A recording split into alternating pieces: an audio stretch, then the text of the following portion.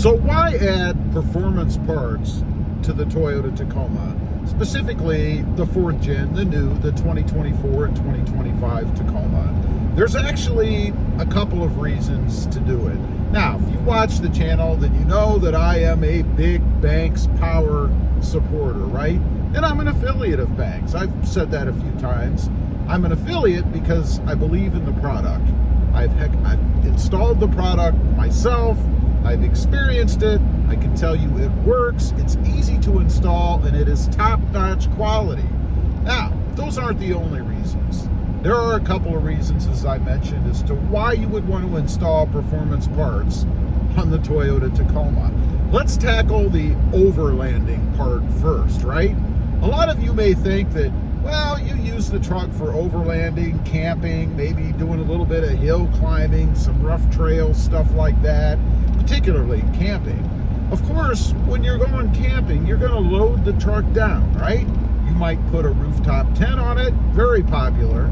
You might put a cap on the back, a shell, I think a lot of people call it.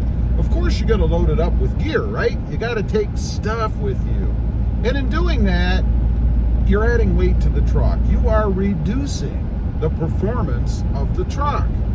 So why add this stuff? Because it brings the truck back to where it was stock, or maybe even a little bit better. That's why adding performance parts as an overlander to the Toyota Tacoma is essential. You know, I've heard people complain about loss of power and things when they've outfitted their trucks. They get out on the trails and things, and the truck just doesn't have that oomph that it once did. Well, it makes perfect sense, right? You have handicapped the truck by adding all this stuff to it and not doing anything to compensate. I'll give you a couple of examples. The Banks Ram Air or cold air intake. It adds over 18 horsepower and over 17 pound-feet of torque. Think what that's going to do with the truck or for the truck once you add all that stuff to it. It's going to bring it back to where you expected it to be when you bought it, right? It's not going to be an underpowered truck anymore. It might even be a little bit better depending upon how much stuff you add and how much weight you put on the truck. Let's talk about the pedal monster. If you're off-roading and you want to kind of set the truck up the way that you want it to be when it comes to acceleration, you can do that. Not everything is about 0 to 60 times, right? You're not trying to get from this hole to that hole, pothole, as fast as you can. You're trying to get there in a controlled manner. That's what the pedal monster does for you. It allows you to set your ideal throttle control setting, even on the fly, if you happen to have the iDash Pro, which, by the way, I highly recommend that. It lets you see many different parameters on the truck so that you don't run into problems without knowing it. In other words, if I'm going to overheat the truck or something, a big problem it seems for off-roaders in the Toyota Tacoma, I can monitor it real time and know if I'm starting to have issues. Many different things you can set there, and it pairs very well with the pedal monster. All of these, by the way, are direct bolt-ons, plug-and-play options. You don't have to be a veteran, certified mechanic to do these things. You can do it in your garage with a rudimentary set of tools. I know that because that describes me, right? Next up, let's talk about the boost tubes. Same thing. Boost tubes allow more airflow to the truck. It increases the longevity of your turbo because it doesn't have to work as hard. They're bigger. They're 3.5 inches in diameter. Oh, and they look pretty good under there too, but that's me. The biggest, or maybe not the biggest, but another thing about them is they're not gonna crack over normal wear like the OEM versions do. The last thing you want to do is be running your truck with the turbo and allow air to escape, right? You want everything confined, I guess, going to that turbo.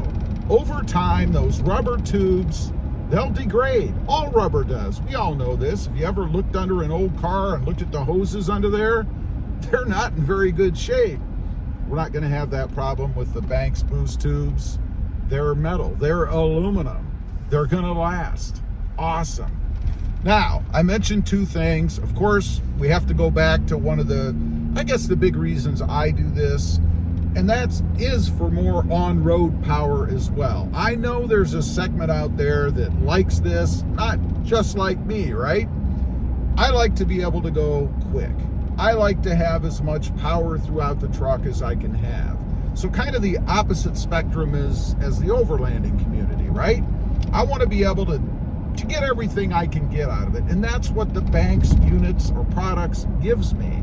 It opens up the truck, if you will, to better airflow, less restriction. I mean, take a look at that cold air intake, for example. It has nice smooth bend in the tubing, nice big tubing to distribute the air the way that it should be distributed, and no check engine lights. I love that. I have heard and seen many instances of people installing some of these other aftermarket cold air intakes, and they have problems. All kinds of lights in the gauge cluster. It's like a Christmas tree up there.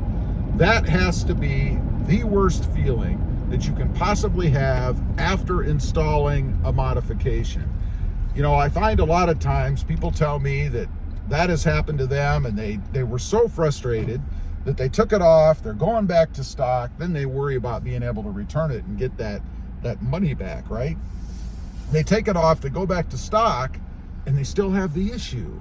You don't want that, and you're not gonna have that with the Banks products. They are engineered and set up in such a way that they don't cause those kind of problems. You see, Banks is aware of these things. They do all kinds of testing on their products. Did you know that a lot of the cold air intakes out there, they don't even dyno test their current products? They simply rely on past history and say, well, it's got to be pretty close to that. It's got to be at least just as good. And they go with those old numbers. Not what you want to do when you are modifying your $40,000, $50,000, $60,000 Toyota Tacoma, right? You want to buy from people that actually care and put in the work, design mechanically, not just aesthetically. You know, you have two different types of engineers. Mechanical, well, there's probably many, but mechanical and design. Both are important because we like whatever we put under our hood to be pretty too, but that doesn't really matter if it doesn't work, right? So it's kind of a balance between both. However, Banks puts more emphasis on the mechanical side, which they should. You never want to put out a product that's pretty but doesn't work, doesn't make much sense. And I got news for you, you're not going to last very long in the industry once that gets out, right? Anyway, that's just a few reasons, I guess, as to who can use or who should be using aftermarket's performance parts. I think they're awesome. Again, I love the Banks stuff. I've been doing this for 8 years. I've experienced many. I'll give you an example. I put a cold air intake on a Jeep Gladiator recently. I know it's not Tacoma related. I did it for sound. The thing's horrible. It's poorly manufactured, all kinds of extra plastic slag all over it. And it has this little inlet where the MAF sensor goes. It's so tight that when you try to put the MAF sensor in, you're gonna break it. I've done it. I did it. I broke one, and then I had to buy another one, and I bent that one. Just a horrible design. Banks, for example, fits in there nice and smoothly, right where it's supposed to be to get the most that you can get out of a cold air intake. Leave a comment. Let me know if you agree. I'd be curious to know. Thanks for watching. Stay safe out there. Bye.